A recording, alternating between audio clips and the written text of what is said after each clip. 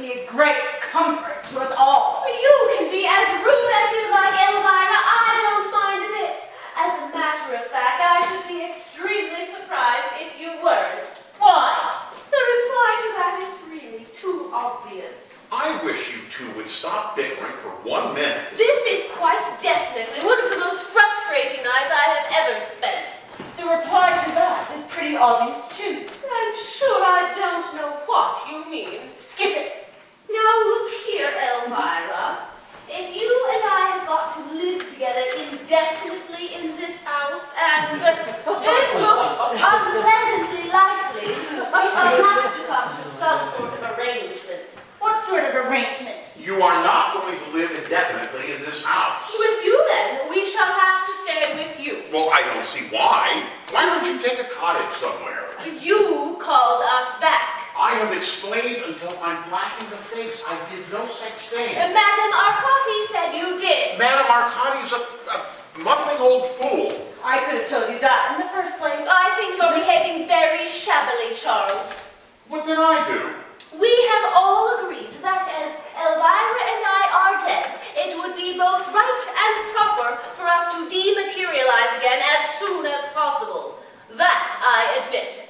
We have allowed ourselves to be subjected to the most humiliating hocus-pocus for hours and hours without complaining. Without complaining? We've stood up, we've lain down, we've concentrated. We've sat interminably while that tiresome old woman recited extremely unflattering verses at us. We've endured 5 seances. We've watched her fling herself in and out of trances until we're dizzy. And at the end of it all, we find ourselves exactly where we were at the beginning. Well, it's not my fault. Be that as it may, the least you could do is admit failure gracefully and try and make the best of it. Your manners are boorish to a degree. Well, I'm just as exhausted as you are. I've had to do all the damn table tapping, you know. If she can't get us back, she can't. And that's that. We shall have to think of something else. She must get you back. Anything else is unthinkable. That's gratitude for you. Gratitude? Yes, for all the years we've both devoted to you. You ought to be ashamed. What about all the years I've devoted to you? Nonsense. We've waited on you hand and foot, haven't we, Ruth? You're exceedingly selfish and always have been. Well, then, in that case, I fail to see why you were both so anxious to get back to me. Oh, you called us back, and you've done nothing but try to get rid of us ever since we came. Hasn't he, Elvira? He certainly has.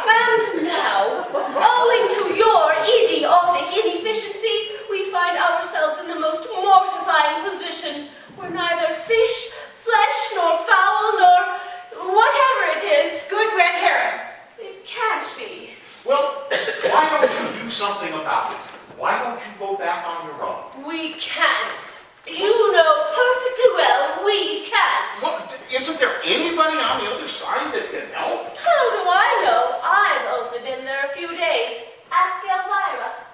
Like I've already told you, it can't work that way. If we got Cagliostro, Mesmer, Merlin, Gilderetz, and the Black Douglas all in a row, they couldn't do a thing. The images has got to come from here. Perhaps darling Charles doesn't want us to go quite enough. I most certainly do. You must have a very weak will then. I always suspected. It's no use arguing anymore. Wake Madame Arcotti. Oh, not another seance. Please, not another seance. Wake up, Madame Arcotti. Oh, shake her. You might upset her. I don't care if it kills her. Please wake up. What time is it? 10 past 5. What time did I go off? About over an hour ago. Oh, I should have to make a note in my diary. Are they still here? I guess they are. Oh, Have you any disappointing. Have you any suggestions? Well, chin up, never give up, that's my motto. This schoolgirl phraseology is driving me mad. Now then what? What say we have another seance? Really put our backs into it. Let's make it a rouser. Oh, God, not another seance, please. Madame Arcotti, don't you think we've had enough seances?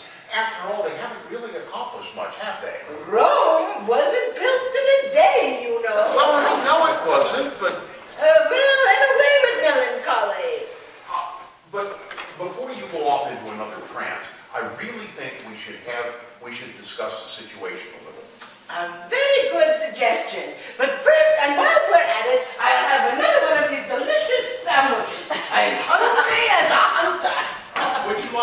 beer? Oh, no, better not, thank you. Well, very well. I think I'll have a small whiskey and soda. Oh, good idea. Make it a double and enjoy yourself. One day I intend to give myself the pleasure of telling Madame Arcotti exactly what I think of her. She's doing her best. Are the girls getting despondent? They are rather, I'm afraid. Oh, we'll win through yet. If we're not very careful, she'll materialize a hockey team. Now then, Mr. Carmine, the discussion. Fire away. Well, my wives and I have been talking it over, and they are both absolutely convinced that somehow I called them back. Perfectly natural. And I am equally convinced that I did not. Well, love is a very strong psychic force, Mr. Carmine. A true love can encompass the universe. Well, I'm sure it can, but I must confess to you frankly that although my affection for both Ruth and Elvira is of the warmest, I cannot honestly feel that it comes under the heading you would describe. I should think not, indeed. You may not know your own strength, Mr. Carmine. I did not call them back, either consciously or subconsciously. Are you sure? Are you quite sure? Absolutely positive. Perhaps it was Dr. Bradley. I never knew he cared. Great Scott! I've got it! We've been barking up the wrong tree! What do you mean? The Sudbury case. I don't understand. Well, there's no reason why you should. It was before your time. Well, what was the Sudbury case? Well, it was the case that made me famous. Why, in theatrical terms, you'd call it my first smash hit. I had letters from all over the world, especially India. What did you do? I dematerialized old Mrs. Sudbury. She'd been ensconced in the private temple for 17 years. How? Can't you remember how? Chance, a fluke. It was a mere coincidence. What sort of fluke? I wonder. Quickly, my crystal.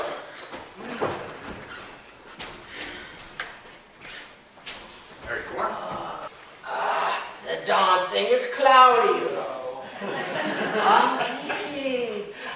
There it is again. It's there again. I'm beginning to understand. I wish I were. A bandage. A white bandage. Hold tight to a white bandage. I haven't got a white bandage. She's really good, you know. She ought to be in the circus. Beady Indigo Cranny, answer me.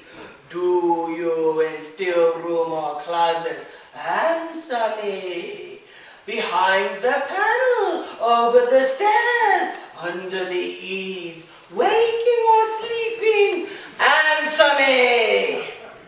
Ha! Ought to do it, or I'm a Dutchman. Do what? Wait.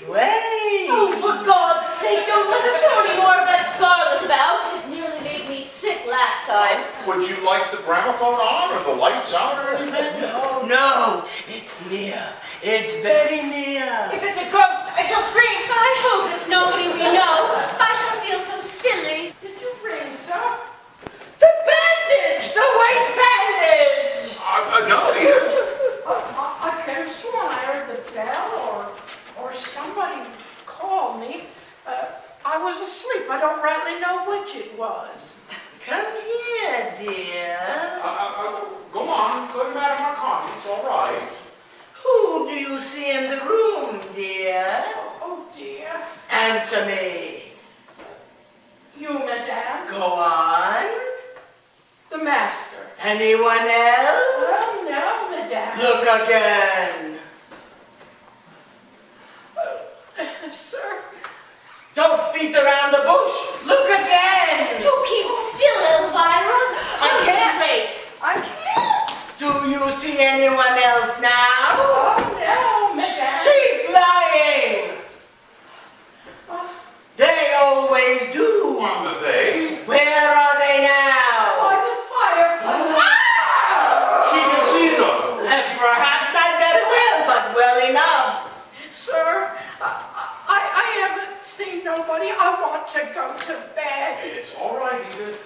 Get her a sandwich. I don't want a sandwich. I want to go to bed.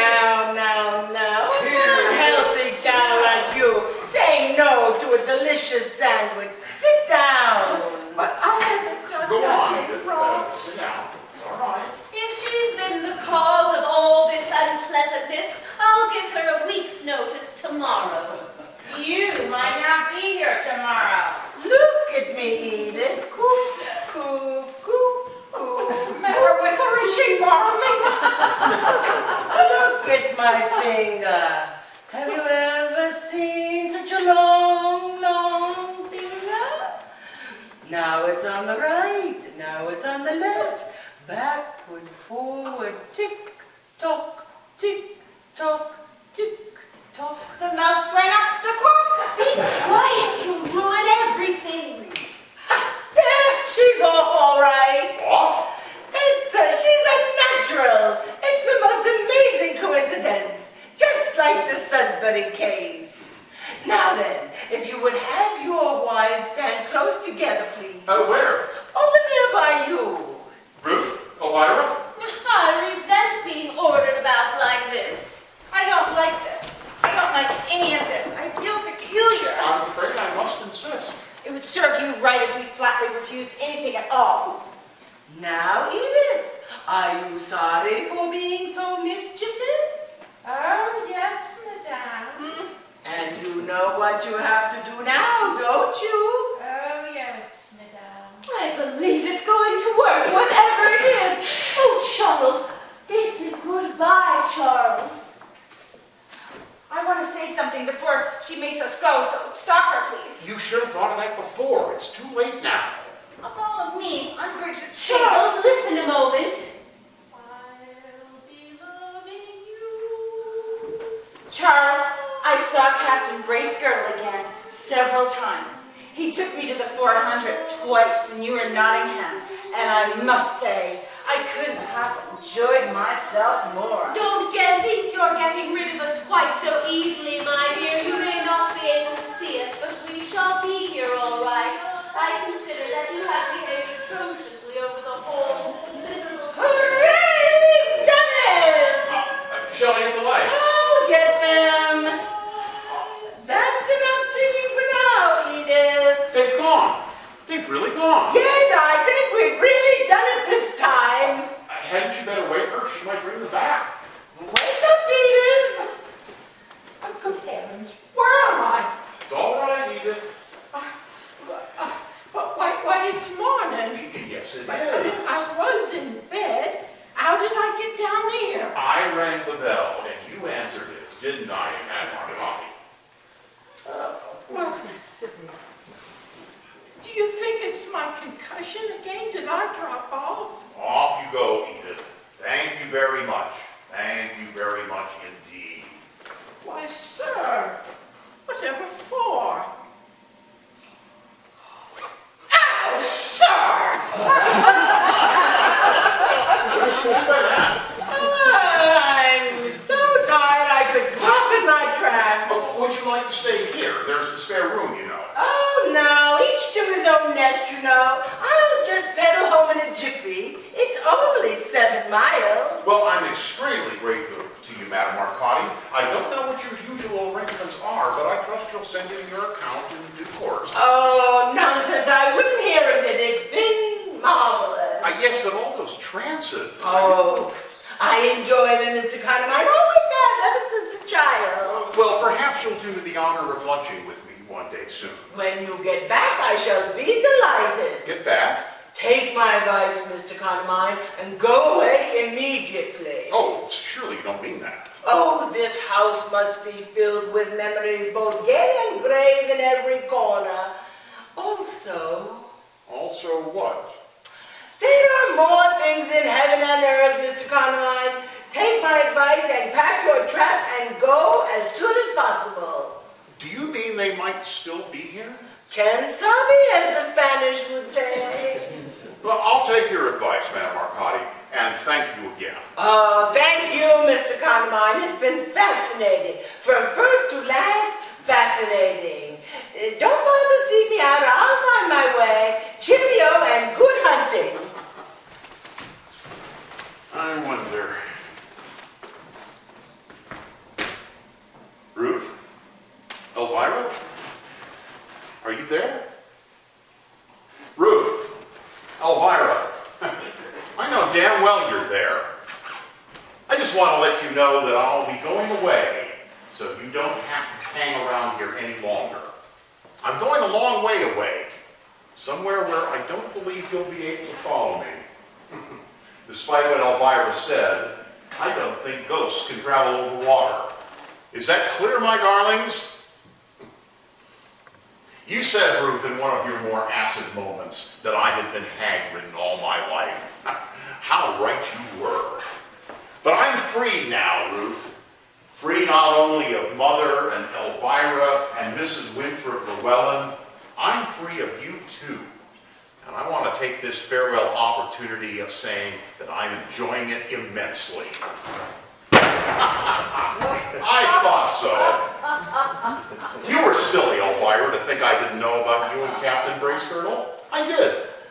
What you didn't know is that I was extremely attached to Paula Westlake at the time.